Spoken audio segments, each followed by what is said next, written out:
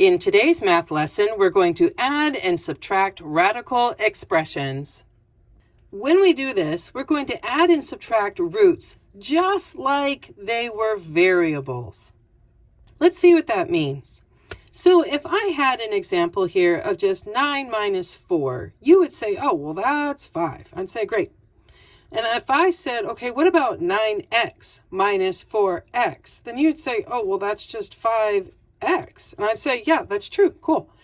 And if I had, 9 square root of 3 minus 4 square root of 3, then that is just 5 square root of 3.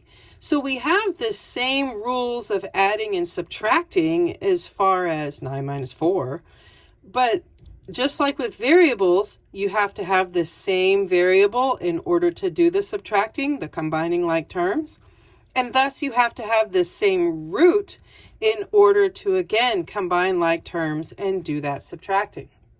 So just remember that as you add and subtract your roots, you have to have the same root because you're combining like terms. So that's really all that we're doing here. Treat it as though it's regular adding and subtracting, as you might even with a variable, just to help your brain adjust to having something more than just a constant number to work with.